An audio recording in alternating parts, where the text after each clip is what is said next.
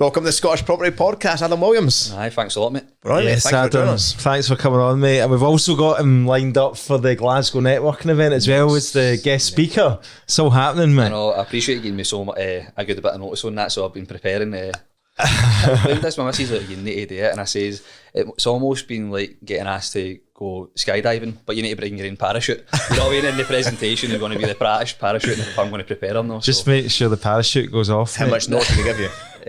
How much notice? Aye. He gave us at the start of the month, which is quite good. That's all right, that's pretty good. Aye, decent. No, I'm looking forward to it because Adam's been a regular attendee at the events. You're a really good part of the network as well, mate, and you've helped a lot of people out.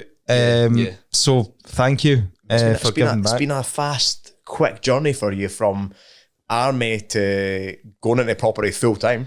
Aye. And fucking a deal doing guy. Like you're known now in the community within what, a year and a half, 2 years so almost. 16 months. Aye, it's somebody that does deals. So let's take us back, man. Tell us about your story. And I know you've got a military experience and where you left school. And tell us a bit about that journey and what brought you into going to property. I grew up in Glasgow, East End of Glasgow. You know, good family, mum, dad, brother, sister.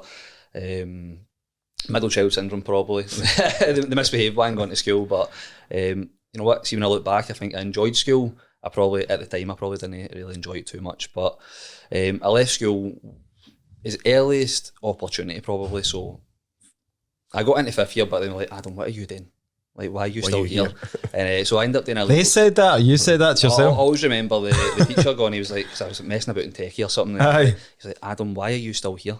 And I was like, You don't need to be here now. No, I don't really. So I'm not doing anything else. I didn't have good enough grades to be like, let me go for an apprenticeship. Mm-hmm. And I didn't have my family, but like great family, but there was never like that push. I'll go and get you an apprenticeship, but I can introduce you to so and so. My dad was like, I've got to get you a job in the tyre fitters around the corner, which I did go round to, but then I was thinking my dad should have been like, look at these, they're like all crippled and sore horns, and they're probably like, I don't know, it's a hard job, you know, and but I ended up leaving school, went into a course that made me like a highly skilled labourer as such, went and done construction for a wee while, and then after that I was just thinking I need a change. How long did you last doing that? I was about 18. What sort of construction are you talking about? It Just was a labourer? groundworks labouring, and it was a hard graft, you know. Is that where your interest in property started? No. Disinterest. So when I was doing that, I joined the army. I was like, I need a bit of a change. So for me, I always had that interest when I was younger, you know, always like, my family actually said, you know what, I'm actually no surprised he's went and done that. My mum was probably more concerned going, what are you joining? And I think when I done the barb test, the only thing I could join was infantry, but I was fine with that because that's what I really wanted to do. See, on that wanting to join the army thing, I always remember as a kid, like, now bear in mind I'm a good bit older than you, but like, so when I was growing up in the 80s, you'd have these wee soldiers, the wee soldiers, the wee green ones. The green ones. Used to love playing with them, man, when I was a kid. And then I would go out and pretend to be like in the battlefield and all that, run about with like a stick as a gun and all that. And then I would get at one point I remember going into like it was like a army and navy store or something like that was, and you would get all the camo paint and all that and put on and just crawl about. He took manhunt seriously. He's just described like 9 years of my life, to be honest. Was that? So I joined. You were crawling about the East End doing that, so that's dangerous, mate. I was in fields up in the Highlands. I feel like the East End was more dangerous sometimes than some of the places I've been to be honest. But I joined the army and I spent 9 years in there, and I was what route did you go in the army? Was it infantry? Infantry. Yeah. So I went for the infantry route. I was quite happy to do that. I wanted to do that anyway. I couldn't imagine joining and being a tanky or else being. What does that mean? Infantry? Infantry is just front line. So soldier. Just a soldier. Yeah, they don't teach you to do anything like other than like. You get a gun in that. Yeah. Yes. So survive outside, go on tours, etc. And it was good. I really enjoyed my time. I got a lot of experience. Travel a bit with it. So I went to Afghanistan, Iraq, Kenya a few times, worked hard, managed to play hard as well, you know, taking you to France on ski trips for 5 weeks. Like, I'm never experiencing that unless I'm joining the army. Yeah. You know, I'm never going to lie in the middle of Kenya in a field and watch hyenas and zebras and all that run by you. You're never getting that What did that teach you then? Like, getting in there, and how was it? I've always thought going in the army, it must be dead. Like all the rules and everything must be dead strict, and it must be I was probably very like ill-disciplined when I was younger, to be honest, and anybody who says when they're younger, it's always usually 16, I can have somebody shouting in my face. See, as soon as you join and somebody's shouting in your face for no ironing your combats or no doing something correctly or else being late, you very much adapt to, right, I'm not doing that again, and I'm just going to listen to him. Aye.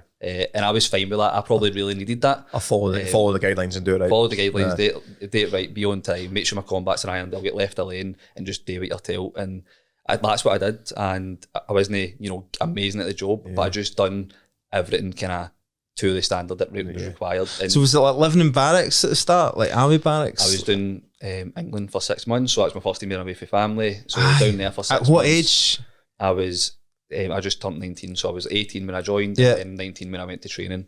And even that being away, like 6 months away from the norm, away from like your mates and all that, you miss it, but you're like, I've now created this wee extra bit of life. I don't need to worry about all that. I can just be doing my training. I'm sharing the room with like another 10 people from like Wales, Ireland, kind of building all these relationships. I guess now that's transferred into this job where I can come on to different levels with people from different places in different areas. So it's probably helped me in that adaptable. way. Aye, so it's definitely helped me in that sense. But what were your tours? There was the Afghanistan and Iraq and conflicts. Aye, so it was... Thankfully, it was more like kind of after like the Herrick days where it wasn't as kinetic and that, but there was definitely still a threat there. So when we were in Kabul there, that was just before the close down a few years ago. So we were doing like Guardian Angel for the Brigadier. So we were out every single day when most people were in camp. So we were out every day, maybe doing 2 or 3 taskings, missions a day and just getting about. But you were always getting this kind of intelligence coming back saying, there's been so many assassinations, there's been so many explosions, and obviously there was so much going back and forth with Trump and the Taliban and ISIS and everything else. So it's like, what year would that have been then? That was so it was mid-COVID. So right. I had just been with my partner for 3 months, and I had to go away to Afghan for 7 months, and usually you get 2 weeks in the middle of it to come back. That couldn't have been. Sorry, keep going. But I think it was 2020. That couldn't have been 2021, I think, roughly. It mustn't have been too far away from when they just pulled out, the Americans and all that. And then so we were literally the tour before that. So I was in 2 Scots, 3 Scots took over us, and then not long after they were all the ones that were kind of withdrawn out. Because that just looked like carnage. Remember the scenes from the airport and all that, and there was guys like holding on to planes and stuff. Aye. When the US were basically they withdrew and left all their stuff. They just there, left everyone. Aye. But see, as a young guy going into the army, do you ever have like in your head, are you like, I want to be like frontline in the battlefield one day, or is that not an ambition? When I was younger, that was one of the main reasons I joined. I really want to do that. But I guess when you're younger, you had a fight in you. You're a wee bit naive. You don't really what realise the results are, what the consequences are. What the consequences are, and like the consequences are, you could potentially lose your life for. And now you've got a family, haven't you? So you've got a wee.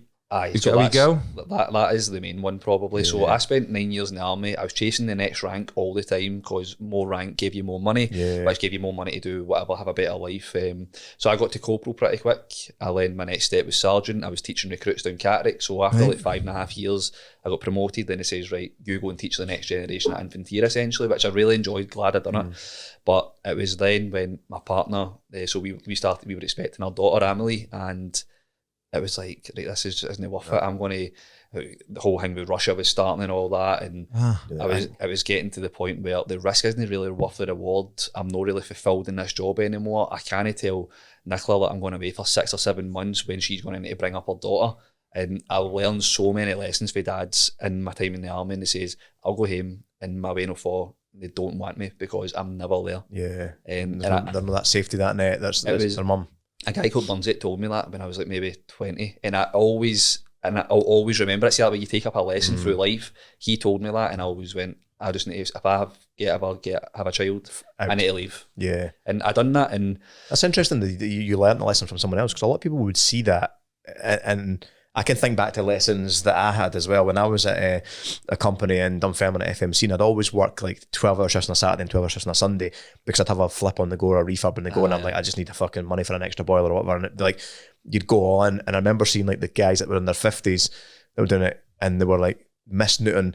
Oh, my daughter's doing she's in a parade in the local town, and she's the fucking whatever on this thing, and I'm like, why are you here, mate? That, aye. And I'm like, you're missing all this stuff. And I remember thinking these things like, why would you miss out on life? But from my job point of view, or put yourself on a risk. I think especially when you have a kid, I always remember another guy, he says, I'm leaving, I can't go on tour again. I've missed like 6 months of my daughter's life. Yeah. And when I came back from Afghan, obviously I've just had my daughter's only like kind of coming up on 2. The first 6 months are like massive, like they go for literally nothing up until this little human, you know. So imagine being away and missing 6 months of that and only seeing it through FaceTime and how much stressful it is, never mind me being there to support, never mind being away. No connection at all.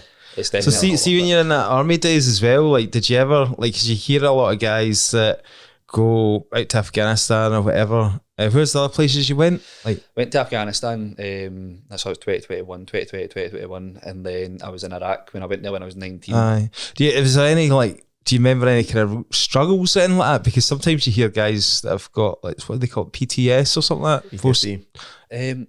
Post-traumatic stress. There's definitely still people in the army with it. There's because they've been in the army for 20 odd years, they're like institutionalised to it, and they've been on all these tours where there's people be getting, you know, killed, blown up, and lost. You weren't exposed to that. I wasn't exposed to that, you know what? And see, now that I've done my career and I've left, I'm actually more grateful that I wasn't too exposed to it, because I know it can probably have effects later on in life. And I'm actually more grateful that I didn't. I probably joined chasing something like that, but I'm glad when I left I wasn't. So as soon as Nicola fell pregnant, that was your eye on an exit immediately almost. Aye, basically. So she was pregnant, we were still in England, I was teaching recruits, and I says, right, I'm signing off. It's like the longest notice period in the world, so you need to get how do you get out of it? So it's called the 7 clicks. So you need to do 7 clicks on the system to kind of sign off. Right. Ask the boss, you're right with it, he'll speak with the OC, and then you do your 7 clicks and then you're out. And then from that date, 12 months later, you're then out. Shit. So it's like 12 months to think about life. So you sign back on and they'll say, oh, we can give you this, we can give you that promotion course. But I was just so set on out. I'm definitely doing this, so there's no stopping me. What am I going to do? I don't know. But then I started that journey to go, right, I'm definitely getting out, let's get our kind of ducks in a row. Where did you start looking for what was next, and what was the kind of motivations? And I'm assuming motivation was just a good income, provide for the family. Aye, basically. So when I was in the army, obviously I bought a flat, I went on tour, I rented it out, I got consent to let it on it. That in Glasgow? All the time in Glasgow. So I rented it out, you know, I think I've got it on like a low deposit, help to buy scheme. I managed to remortgage it and pay the help to buy scheme back. So I'd done it really, really well. And I was getting okay rent off it as well every month. So that kind of triggered right, I can do this. I was also reading books. I was also rinsing YouTube. Everything I was doing, I was doing viewings all the time. I was networking down in England at another kind of property network event. And then everyone was like, right, if I do anything else other than give property a shot, I'm probably doing myself a disjustice, because if I go and do private security, I'm away for the house all the time, I'm getting good money to invest in property, defeats the purpose why I'm leaving the army. If I go offshore, getting good money again, but it's going to be again for property, but then I'll be away again. And then anything I was doing was going to trade time for money for property, or else have a better life, but I wasn't going to be fulfilled, a sense, you know, I would just be trading time for money. So I thought, you know what, why don't I go and give property a shot, and I'll just get a try. So I started looking, so I was applying for all the jobs, and I've literally no experience. I've never been on a computer for any longer than doing my 7 clicks to sign off. And then I was like, I need to just find my way in here. I need to wangle away. So I started attending the networking event, Scottish Property Podcast networking event last April it was. So that was my first one. And then I started networking, I started speaking to some people, like, what do I need to do here? I started going, right, okay, I done one of your 2-day courses, and then I done a training course off the back of it. And then everything was just like, right, I need to build up to this point where I need to get into property. Yeah. And then obviously I seen David Smart, he posted a thing on Instagram. In fact, before that, actually I applied to work at Prime. I seen they were doing a kind of like a recruiting thing. Yeah. But so I sent my CV, and it's got a few days, and I was like, why is he not got back to me? Right. And I've looked at the CV, and I've sent him a construction CV for another job that I applied for. No wonder. And I'm like, no wonder he's no got back to me. And then I chased it up, and I was like, by the way, here's my other CV. And I was had a meltdown, because I think he's going to think I'm a mutant. And he says, it's no for us. Here, they're gutted that they missed out on you, by the way, because we've had them on since, and we've dropped your name, and that's one they got away from us. But So then an opportunity came up on Instagram. So David Smart, he posted something looking for a new hire, and I was thinking, I will do anything to get my foot in the door somewhere. I says, is this what made you think of that route then? Like a lot of people will do the property training and then go and just try and source deals themselves. And what made you go, do you know what? I know I've got the kind of the knowledge. How am I going to apply it in a job role? And it was just a security. I think so many people think you need to do it yourself. Yeah, you don't. You don't. So what I done to prepare essentially, so I sold the flat. The tenant just moved out. I sold it, so I had like a decent amount of money. So I've got a family, a mortgage. Like I got a brand new house, so a flat, sorry, and it was through COVID. So my mortgage was like $1,000 a month on 150 grand mortgage. So it was a lot of money, and I needed something to kind of rely on. Yeah. So I also thought a salary would be good. And if I'm going to go on entry level, I need a salary if I'm getting no commission. Yeah. So I had the interview with David. Really, I was just more enthusiastic about it, and he must have liked the energy, so he took a chance. And my mindset was, if I pay this guy my salary back, we're sound. Like he's going to, I've not lost anything. He's paid my salary back. Were you his first hire?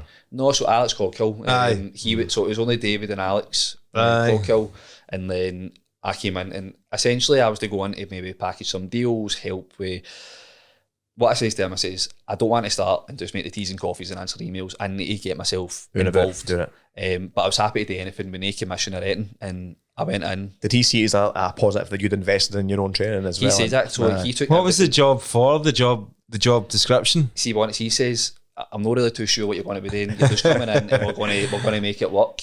So I was like, right, okay, sound. I've got a salary. Yeah. I know I'm going to make a bit of money. It'll cover the mortgage, cover the bills. I've got money there. Day one started. He's like, Adam, I need you to go to Dunoon. I'm like, right, kind of scunner, didn't go to Dunoon first day. Don't you get spent it in the office?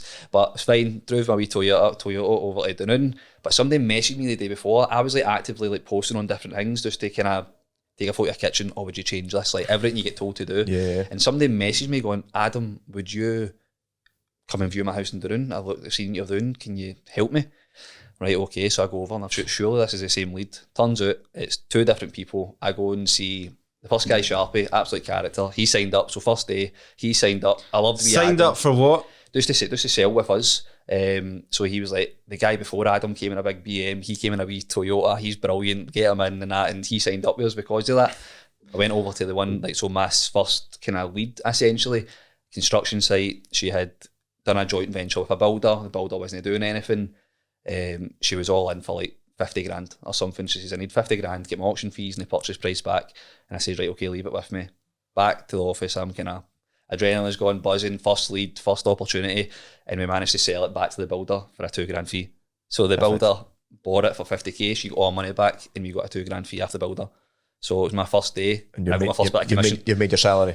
Right. So basically I got my first bit of commission, and then from there it just kind of transpired into... Did you get a right buzz out of that then? Can you remember back to that? Was your first deal? I was buzzing about it because it was almost like... Before that I was doing viewings, I was trying to source deals, but I wasn't really getting anywhere. So like first day on the job to self-generate a bit of business and go, look, I can actually do this. And then that just turned straight. But what do you reckon, coming from an army background, right, with no experience in property, right, what do you think gave you the skills to go out and be able to do that then? Is it literally just people skills, talking to people? You just pay for an education. Show what to do. I think... I could have known you would have managed to turn that into a plug. That definitely helped. You know, that definitely helped. And I used to, actually, so as I said, I was reading books when I was in the army. I remember being in Oman when I was like 19, reading a book, and I was like, oh, I should do that course. And I found out it was like 4 grand, and I'm like, I was too tight to spend the 4 grand on it. But I just wish I'd done that back then, because maybe now it'd be a different story, but I might not have took anything from it. Maybe now was just the right time for everything. But then it was the motivation of your daughter as well. Exactly. But paying for that course, it's definitely, I feel like you almost get a bit of accountability. You spend money on something, you want to use it. You're going to make sure. Out to yourself as well. Exactly. So that all definitely played a part. But then first day, getting that first bit of commission, I was like, right, what I've just done, let me do that again. Did you have to convince David much to give you the job, or was he? Do you think he was considering others, or he says so? The guy, the guy he was going to pick was outside the office, and ended up picking me. I don't know. It just kind of worked out. But then obviously once I started going on to commission and all that, he says, right, I'm just going to put you on commission, mate, because I done that. I sourced another deal that we sold on to an investor like the week after. So it was like, right, you're doing something, so we just need to kind of make it work. And it's now kind of just transpired. Was it commission only, or did you get... No, salary. So I needed the salary just to make sure that I had the security in my family and all that. Basically pay the bills. And I was going for like 42 grand a year with all my fuel paid and everything, like living very like comfortable, like too comfortable. Like I got the same wage every month. If I took a month off because I was ill or else I said there was something wrong, it's like, Adam, don't worry, you're getting paid. That's what the army gives you. And that's security. Why so many people stays in it. And I had to just go, I'm happy to drop down to the minimum wage to learn to get ahead. They say the biggest addiction's heroin on a monthly salary. It's honestly like so many people stay in the army because they're chasing the pension, which you get after 22 years, and then you need to leave and do something anyway. It's not changed now though. No, so the pension's changed. It used to be great. People go, are you on the 05 or the 08 pension, or else are you in the new pension? Mate, your pension's no use. That's what it's like. But it's still good. But it's still good. It's better than your average. But so many people go, they'll do, I'm in 10 years, if I do 12, I've got a half pension. Half pension, no, I think it's just half what you're earning. It's just the pension you built up. Or else you go, if I do 22 years, I'm getting a full pension. And you get it early as well, don't you, with 22? Aye, and you get 10 grand about tour bonuses and all that. But for me, I'm not thinking about the pension. I'm more thinking, what can I do now that's going to build my life better on? So I was never motivated by the pension. So I left all that just to go, like, let me start here and I'll work my way up and I'll just make it work. And then getting that conversation as well, like that wasn't much a convincing conversation with David as well. If you're bringing in business, I want commission, let's go into commission straight away. It says I just need to put you in commission because you're bringing in leads, you're selling, you're bringing in. When you first go into a sales job, you're having to go straight on the phone and you know that people are listening to what you're saying, but you just need to get by that and go, right, I'm going to just say them. Obviously, there's a few ropey things at the start, but that gets ironed out like anybody. Fancy making £1,500 for sending a WhatsApp? Let's take a wee break to talk about referring sellers to John and Lewis at Prime Property Auctions. The boys have paid out over £350,000 in referral fees. Myself and Stephen have both done it, and it couldn't be easier. If you know someone selling a property, the guys will pay you £1,500 or 1% of the sale price, whatever is higher, just for passing their details. Doesn't matter if the seller is already on with an agent or not, as long as you're in direct contact with the seller, just drop the guys a message and they'll do everything from the first call to getting the property sold. If you know someone who might be looking to sell or struggling to get the result with their own agent, go to the link in the show notes and send them a message now. Did you apply for any other kind of estate agency jobs? So you applied to Prime, didn't you? I applied for Prime. I applied for a couple of normal ones. No one got back to me. I went to a property recruiting agency, and he basically says they're not taking you on. You've not got enough experience. You have no experience, and you just feel a wee bit scunnered. You're like, how do I get a foothold in somewhere? Door and get the I just want to explore that a wee bit for a minute, because like obviously as an employee starting that job, right, because obviously you do take a role on as effectively you're an estate agent, right? Doing property sales, but it's a wee bit different, because this is where I think that what incentivises people, you went on a commission structure, right? So how does that change your mindset in terms of the effort that you're willing to put into the job rather than somebody who's just on a salary? Genuinely, to me, I love it, because in the army you got same salary, so you never got to earn more unless you went away from the house, which you didn't really want to do. You're getting paid for basically minimal effort, just fucking mediocre. If me and you are the same rank and we're doing the same thing and you're going above and beyond all the time, we get paid the same.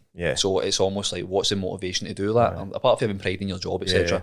But for me, going on commission, I'm constantly chasing money. And my missus is like, can you get off your phone? And I'm like, that's £400. This is what we saw, and what was like smacked us in the face when we went out to Dubai and went round Callum White's estate agency out there. They're all on commission, and it's commission only. There's no salary. And the actual hunger of people was insane. And obviously, here it's a little bit different. You're probably more likely to get that basic plus commission. But the basic salaries, like you're saying, it's maybe enough just to cover the bills, but it's not enough to give you the lifestyle you want. David had a joke saying I should have just put you on commission. I should have just went commission only, because it's been good since I started. But that's because if you get, he's got a good commission structure, so anything that say if I go and bring a lead into the business, I'll get say 33%. There's minimums and all that. So if we sell one of the deals, it's say $3,000, I'll get $1,000 off it. If I do 2 free a month, and and it starts compounding. Up. I'm not necessarily having to find a deal. I'm having to find someone who wants to sell their home and explain our kind of structure to them. Yeah. And I think this year I've just touched 20, so that's kind of signed up, brought on to 20 sell. deals. 20 deals. And we're at the end of October, so there's still time for... So it was actually my target this year to hit 20, and yesterday we guy Jimmy for Kirkcaldy, I spoke to on Facebook, he's signing up, so that's my 20th for the year. Brilliant. So what would that equate to, about 20 grand? Aye, so about 20 grand, obviously they all get sold, go through, they might fall through and whatever. So basically that. So I'm are you pretty much, how long have you been in that role now then? That job? That's 16 months. So are you pretty much at this point where you were earning the same as what you were in the army? Have you managed to kind of break even, or you've surpassed that? Or? Oh, I surpassed it. Not only that, because it's like, I know I definitely surpassed it, to be honest. And a better lifestyle, you're seeing your But you're not only just trading out deals though, you've been involved in flips, you've done your assisted sale. Yeah. So obviously that was one of my big motivations, obviously, especially coming off a course, you're starting in a new industry, and I've got all these aspirations to do well and flip properties, buy properties. And when I joined with David, because I was out actively trying to source properties and find them, I was finding these deals, it was like everything was just kind of taking off. Like I was speaking to, a deal came through for the empty home scheme, an email, like all yous in this room probably got it, but I phoned them, I was right at the dentist, and she's like, oh, nobody usually phones. And I'm like, so what is this property? Tell me about it. Well, this is the situation. So I just explained the business, what we can do for them. I just want to have a conversation with the seller. Seller reaches out, I have a phone call, and it was almost like I could tell on the phone that she seemed a bit relieved that they had spoke to someone who could kind of help it, because it was a really bad property, holder, kind of like waste high and rubbish and all that. No front door on it, empty for a year, foxes living in there, so like really, really bad unit. And we end up offering her. So I say to David, I says, like, this is my lead. What can we do here? Yeah. And I says, because I would buy it. So I've got the money for the flat. I'm already making commission. I've got a salary. I was like, I could buy this. And so we ended up doing a joint venture on it. I think we offered the seller, we were talking a bit of back and forth. We offered the seller 33, and she goes, oh, I would have accepted 31. And we were just like, it's a good deal anyway. She's happy. She got more. What, she told you that? Aye.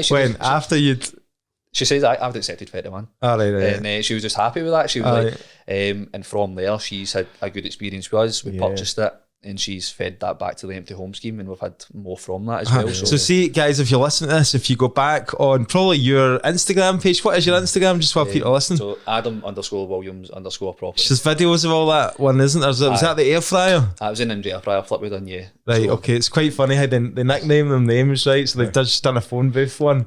The phone booth was full of phones, obviously, and then that one, I presume there was an air fryer. Aye, so everywhere in the house was like really, really bad. So what we actually think happened was the seller was moving room from room, just kind of filling it up with rubbish, and then she ended up going into the loft because we seen like a wee bit of space in the loft that was kind of created into somewhere like you can maybe kind of live. So obviously really bad. Like the seller's obviously gone through a really bad time. She was no longer living there. It was just empty. So if anything, us buying it, renovating it, and bringing it back to the community was like, it's a good thing. It's been done, But yeah, we've documented all that. The place was a riot, and there was an air fryer, like just a single air fryer. Like that must have been all the rubbish. Just like the rubbish with the air fryer was in good condition. So we just went for that Ninja air fryer flip, and then we'll just try to keep that going with everything. But I seen them go in there, and it was full. I mean, it looked like a pure health hazard, didn't it? So there was actually foxes in there. There was foxes and rats, and we phoned the council. What do we do? They're like, you can't do anything. You just need to leave them. All right. Even environmental. We were just talking about bats there, but like foxes. Environmental health says we can't touch it. So we had a removals team go in, and they all ran out, and they were like, go chase it with foxes, and they're like, the boys only want to go back in there, mate. So did you have to take yourselves? No, so one of the guys who I was working with just before I left, they had started their own removals company. So a couple of the boys for the army. So I phoned Dave, and I was like, Davey, better call Hall. I says, can you jump in and do this? And obviously they've been through it all, so they gone in there, and a couple of foxes weren't any hassle, so they just went in, ripped it out, emptied it, and that was it. Then because once it's cleared out, you're just back to a normal refurb. Why did you not do it yourself? You said you could bought that yourself and did it yourself. Why did you not do it yourself when you went JV with David? So I could have bought it. I probably didn't have any money for like kind of a refurb and all that. Right. But then I've joined this business and I just want to do everything within the business. Let's see if me and David keep doing JVs, and obviously I've brought in some deals, David's brought in our Edinburgh one, he says we can do this together. It literally just kind of goes. So you were looking more at the longer term, building a partnership with him. I was just in the door as well, and I still am so invested. Like everything I get, I want to just bring it into the business, make sure everybody's winning, and I'm all just kind of like that. And so if I keep bringing it in, and he's winning, I'm winning, everybody's winning, you know. So it's been good. That's good. And break down a wee bit of the numbers on that. So that was your first flip, was it? For you as an investor? So that was my first flip. I think the numbers all in, so including like legal costs and everything else, was something like, so we paid the legals, and then our legals, I think we were like 35. We spent 38 on the refurb. We were going to project manage it. We were going to get a project manager, sorry, but I was more like, we can maybe save costs on it. Let me learn. At least I do it once. So I ended up doing the refurb with a flowchart, like the refurb flowchart, and literally just going through it, like, right, rip it, strip it, disconnects, who do I need to speak to now? Right, this was your first exactly, first one, just going on my phone and just working my way through it, because I had to get the experience, and then for the next one, mate, why is that not done? Can we not do it here? Exactly, because I know what's going on, and I wanted to save money, but I wanted the experience of it as well. So we ended up spending 38k on the refurb. We got a home report of 100, and then we sold it for 115. And after like selling costs, etc., we ended up getting 40k. Nice. Then on the same day. And you didn't, like, you're not in there really getting your hands dirty, are you? You don't do much of the work. That one I was. Were you that's why I'm not doing anything again. I was like, because I was going there at 12 at night to check to make sure the blow heaters were off for the plaster and all that. And my missus is like, what are you doing? And I'm like, you're just constantly thinking about it. You're over there, there's a problem, so you need to get on it. But now you've taken very much the investor mindset now. Where you're like delegating and a project manager for, especially if it's between two people. So if me and David do a JV, you're going to pay a project manager. It's like split down the middle, and I'm not having to think about it. So is the reasoning behind that is because your time can be better spent going out chasing leads, bringing in sales. You can do more of that, and that's better use of your time. Cost the fucking $4 or $5 for a project manager to do that. Exactly. So if I'm putting so much effort into a project manager and a refurb and getting stressed about it when I've got a family to deal with, and then I'm also trying to do as many sales and as possible and source as many deals as possible, I'm not going to be able to. I'm at capacity. You know. Tell us a wee bit about the empty home schemes. I think listeners will be interested in that, because I remember hearing about this years and years ago, and I thought this would be amazing. And then I quickly got on it, and then I realised that there was nothing really came of it. I don't know if you've been in that situation as well. And then I was like, this is a load of shite. But you've had quite a lot of good experience of it lately. I think it was almost like a relationship that I was just on like straight away. As soon as I started. When that one came up, I phoned them, and she says, see, when she says no one ever phones, it was almost like, right, I might be onto something here. Everybody's getting up on this fucking. So this is called Empty Homes Partnership Scotland, is it? No, every kind of council's got their own empty homes officers, or so I've spoke to all of them. I've literally went through and spoke to all of them, going, what can we do? There's almost like so much red tape they put over everything, and some of them are sceptical, but the one that I've done in Paisley, like, she's right on side. She's like, what you did is amazing, because that seller of the first one went back and says, tell everybody about this. Right. Like, they've been amazing. So if anything, they kind of go work with Adam. They can recommend, by the way, we've worked with them before, and they've done good. But it's up to you what you want to do. How do they come about onto their system in the first place? Is it through, like... They'll reach out. I think they'll reach out to the council or the local authority. So we got that one. So basically the proof's in the pudding, what we can do now. Any investor's going to buy that. It's just if you're going to get the opportunity or not. After that, another one came through, an email again. So I phoned, what's happening with this one? He's literally just reached out to me last week. It's been empty for 5 years. I've not seen it, but I've heard it's really bad condition. Okay, can you give him my details? So this is when I thought, like, she can't tell somebody to work with us. She can recommend, or maybe we've worked with them in the past and they've done a good job. So that guy emailed me, I phoned them straight away, fact finding questions, literally. Do they just pass on your details? Yeah. And then, but they don't pass on the seller's details to you? They couldn't do that. They can't do that. Because they would just receive about 1,000 phone calls. But he contacted me via email. Information with their fucking email address to their number as well. This guy sent me a big massive email explaining the situation. So straight away I'm thinking, this is the seller? So it's been empty for 5 years.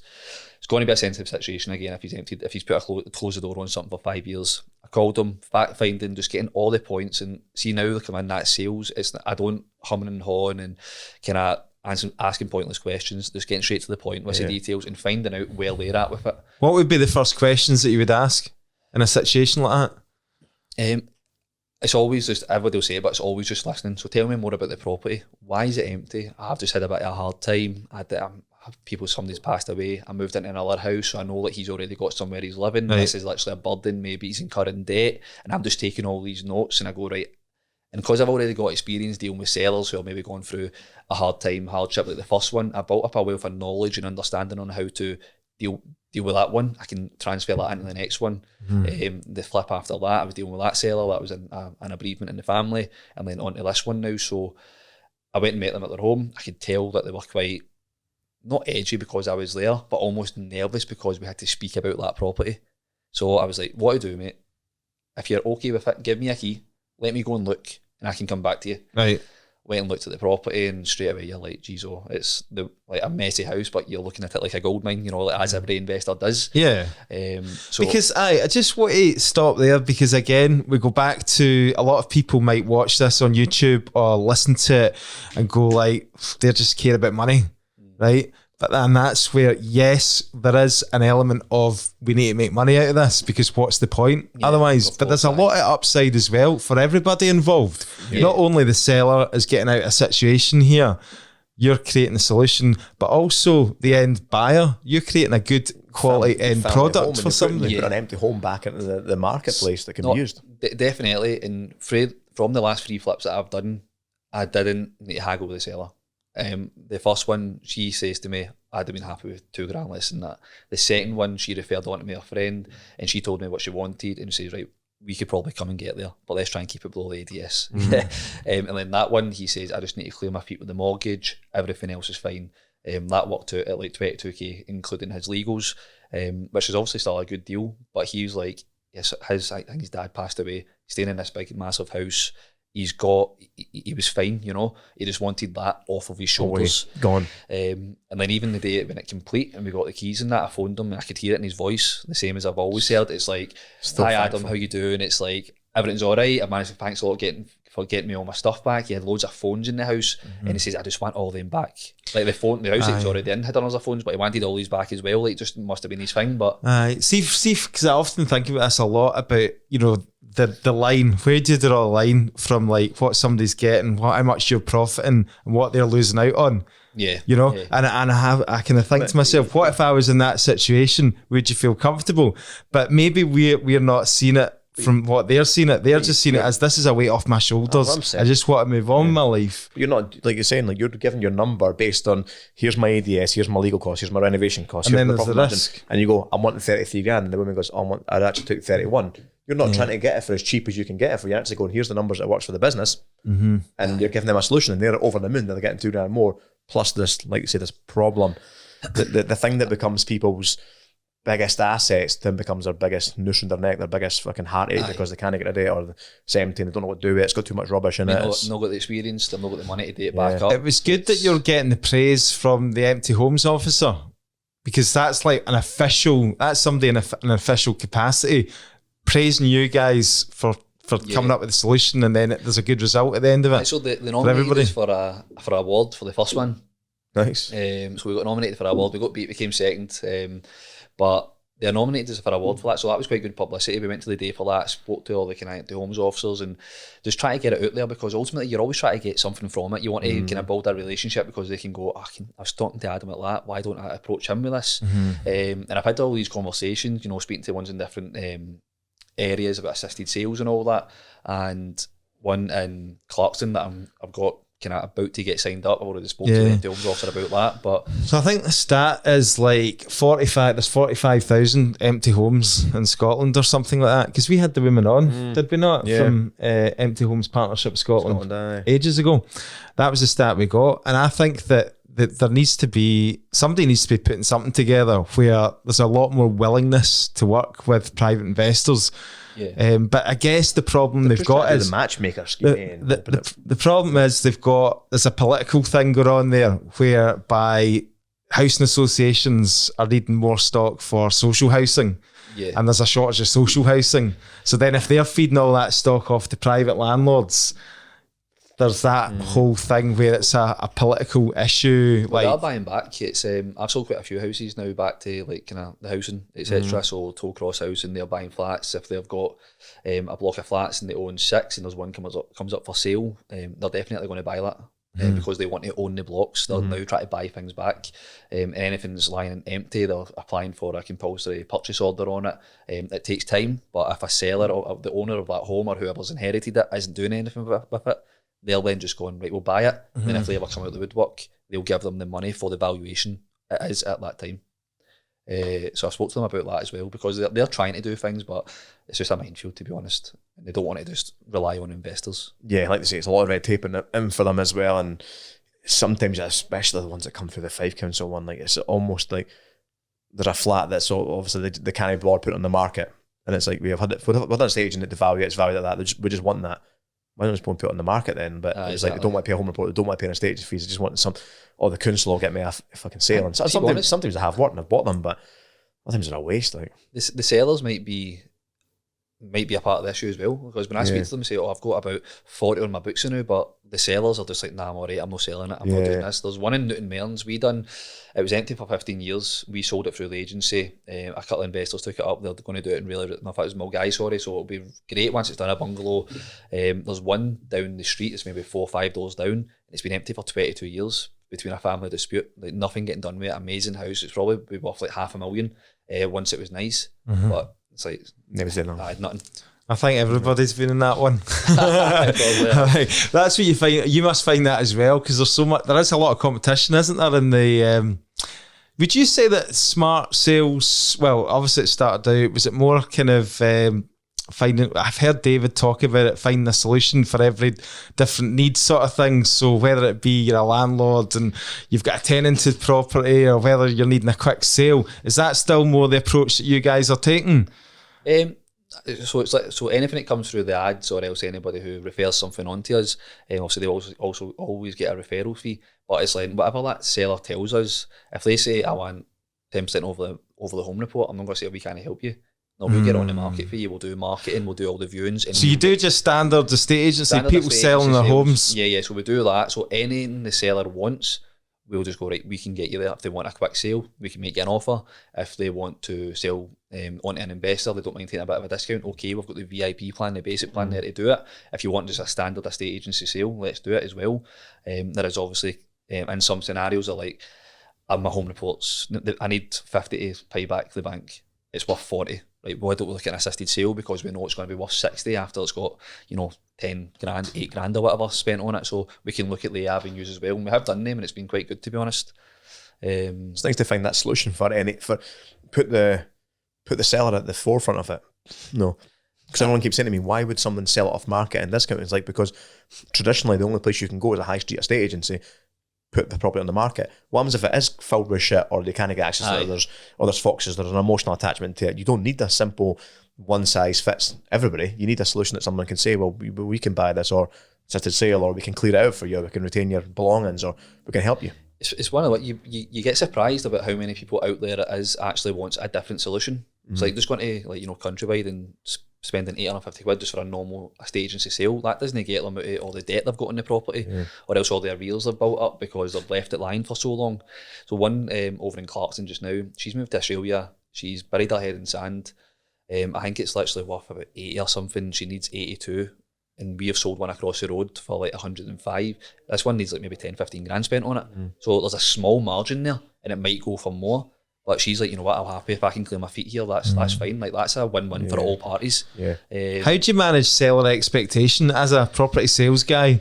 You see a lot of estate agencies and auction companies taking on, they have no problems getting the stock on and getting it advertised, but to actually get that sale, sometimes it can take a long time, can't it? So what sort of issues do you come up against? Is it seller expectation where you just can't get that price, and how do you cope with that? I think also it's just all going to depend on how the market's gone. When we are signing somebody up, they'll tell me what they're after. I'll do maybe a best price guide. I'll send it over to them. You know what? You're not really too far off. There's one sold 2 doors down to you that went for over the home report 5 grand. So you might be in a good place. But obviously you never tell them, I can get you this. But you can say, you know, I can do my best. There's been some proof in the area that they're selling for that, obviously, but the condition can differ. But you get some people who come on and it's worth 140 and they're like adamant they're getting 155 and nothing in the area is sold for that. You know what, you'll bring it on, you'll do your best, but not necessarily always going to get it. Here's your offers. But then again, I always say to sellers as well, like I spoke to a guy on Gumtree, he needed 87, he cleared his feet with the bank, it was worth 75, full refurb, and I put it out onto the market and I showed people what it'd be like as an Airbnb, and somebody bought it for 89 grand. Right. And it was in next to St Andrews, and it was a full refurb, like richly gubbed, tap floor, roof was gone and all that, and somebody bought it. She's like, I've got a family, my mum stays there, I'm going to date up, I'm going to be close, and then I'll move away later on and I'll put it in Airbnb. If it's on the market, somebody can buy it. Can it get quite frustrating sometimes when you have deals falling through? I've seen sometimes things can, you know, go back on and things can fall through and they can last for months and you're thinking, brilliant, I've done that one, that's that one, signed, sealed. No, especially so because obviously we'll take like say a buyer's fee, like buying an investment, and then we've always refunded them just because we understand stuff can happen. But then a deal that I sourced and took on the market, and we sold it, and then the day before completion the buyer pulled out.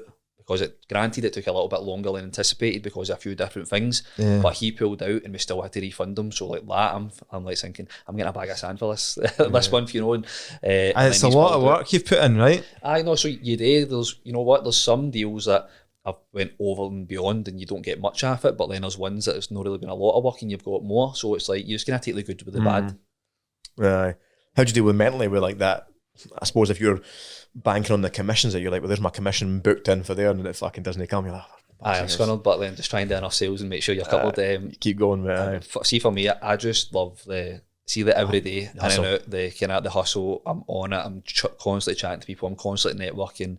I'm constantly trying to find the next deal. I'm constantly trying to find the next project. It's like I'm just I think because I spent so much time thinking about doing it and want to do it, and now almost like you're getting to daily game. It's be in the game. It's like. Right, I'm just loving your missus would say you're constantly on your phone as well. She's like, she is genuinely.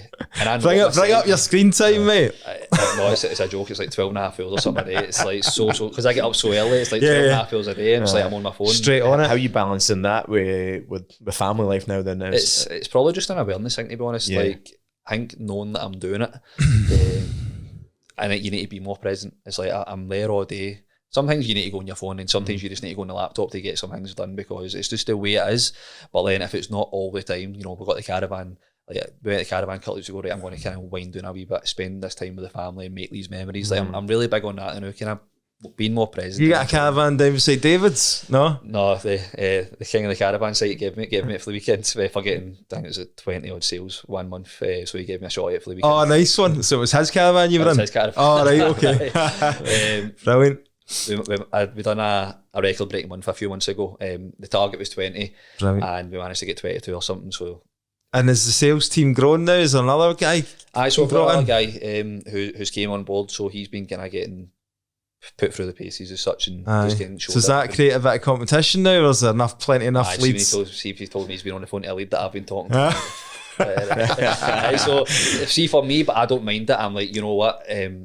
It's like the other day, he's heard me going on the phone to somebody on Facebook. And like, all right, Lloyd, and I could tell him turning around and looking at me. Oh no! And I've straight away seen he was in the army before. He's like, yeah, mate, veteran, I'll look after you. And he's like, okay, I'll sign up, mate, send me over. And he was scunnered, but you probably need that, you know. If I was in there myself, and once I'll probably want to work less harder, but it's good knowing there's somebody there like you need to be, who's going to be going for the same leads, and you're going to kind of motivate you to keep you going. So it's healthy competition probably. And obviously looking back to those that kind of trust or that gamble, if you like, that David put in, I actually like that. So hats off to David as well if he's listening, because you know he could have easily gone down the route of taking on a guy with like, you know, estate agency background, who'd previous experience in property sales and all that. But he's seen attitude, you know, in you, a willingness, you know, and I think that's brilliant to hire on. No, definitely. A desire. It's almost like, so I'm very grateful for the opportunity. I probably wouldn't have got to where I am just now, like so quickly, if I didn't have that environment, you know, because it's easier to go, you know what, I'm Adam Williams for Smart Sales, this is how I can help you, other than I'm just Adam Williams, and the experience yet, and I can help you this way. I know so many people do it and do well, but they've maybe been in the game a lot longer. And for me, you know, grateful for the opportunity, and it's been a really great. Well, it's been good that you've managed to obviously do your own investing as well. This is what's great. It's gone kind of hand in hand, and that exposure to that job, if you like, because do you not think that too many people are just so rushed into wanting to be the investor, but you've gone and got yourself a job in property. We talked a lot about it with the prime guys, and that exposes you to so many opportunities, and working with Dave as well. So now with your own investing, you talked about the first flip 40k profit. Are you guys just like basically reinvesting that into just more deals? So when the Ninja complete the same day, we bought one in Kirkcaldy, and we just refurbed that again, used a project manager, sold it. I think it was like 37k profit or something after all fees, and then concurrently to that, we bought the phone booth. So like I was running 2 projects at the same time, like all my money was out, like I'm skint, but I'm like, I'm making it work. You know, the missus is asking, "Oh, we all right now?" I'm like, "Aye, we're sound," but really, we're skint. You know what I mean? But we're just making it work.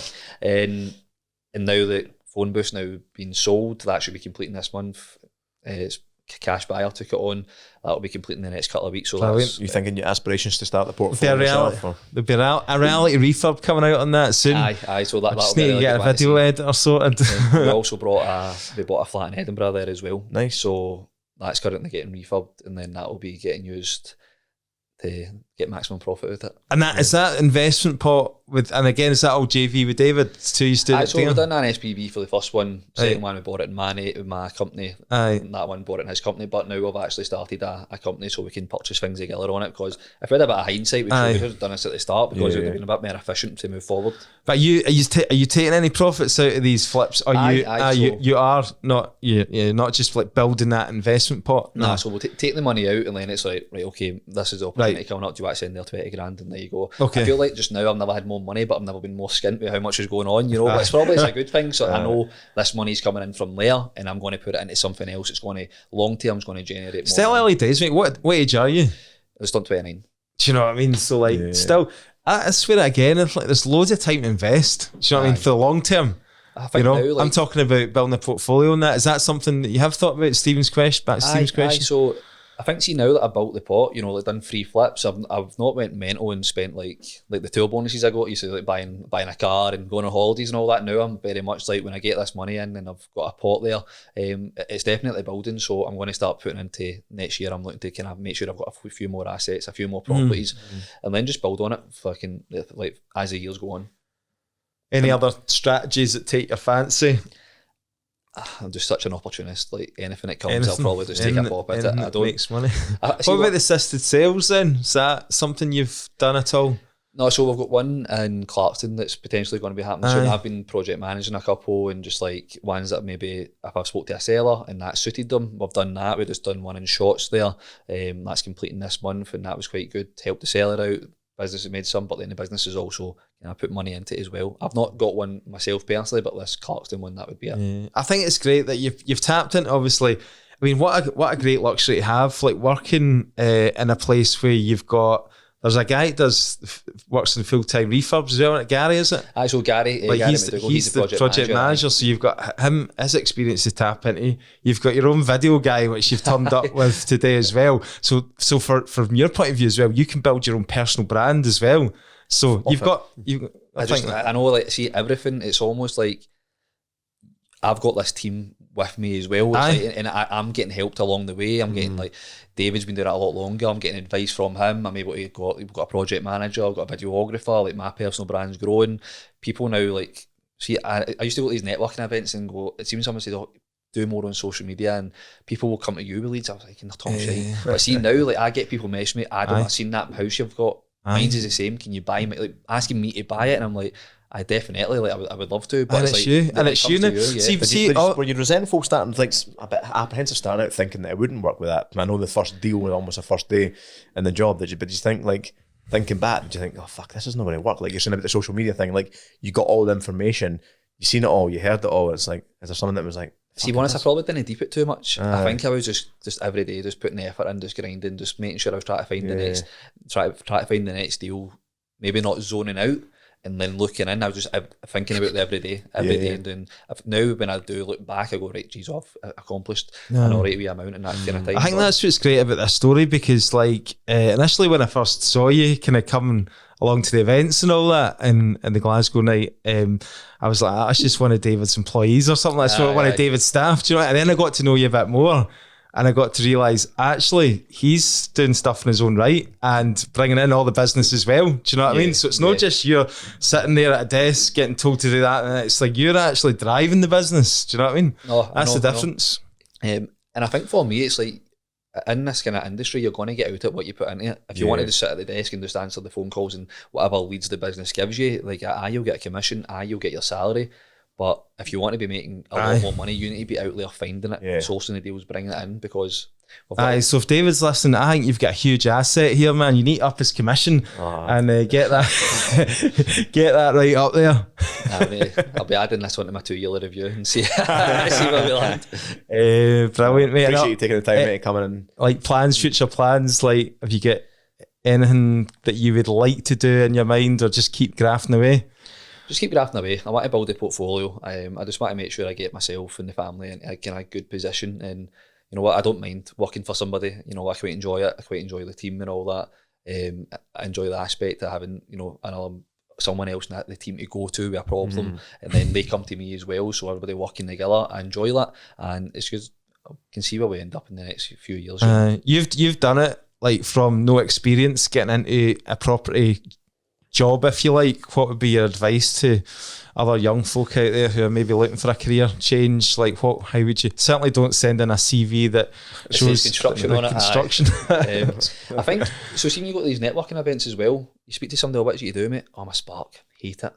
Oh, what do you do, mate? Oh, I'm away all the time. I just need to do property. So everybody's chasing something in property because they're trying to get away from their job or whatever. I think, see, if you're working a job and it's paying you really, really well, like you can buy property and you know you can maybe exit earlier. Milk it. You know, milk that, do that.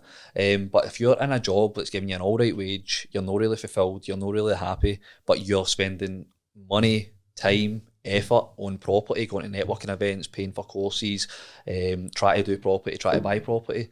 Why don't you just look at doing a job in property, maybe work for someone, build your way up, build your experience? Like, now I'm at a point I can phone a surveyor and go, mate, can you help me with this valuation on this before and after, what you think? And it's like, I've got all this, and that's all because I took the leap to working in property because it was my main interest. Yeah, but it was your attitude as well. You chased it down, you hunted it down, whereas a lot of people, they won't. They'll just wait for the opportunity to come to them. Yeah. And that's the difference. And that's where I see, like, you would think, like us doing the podcast, right? And you would think that, like, when we hire or when we put a job out there or something like that, you think you would get these folk, like, reaching out and that, but it's quite rare, mate, honestly. Like, people are not really that proactive.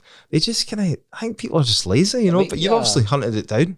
It could be, well, when people get to, say, my age, some of them are maybe settled in a career when it might be harder to leave because I've got more commitments. My commitments were just really starting.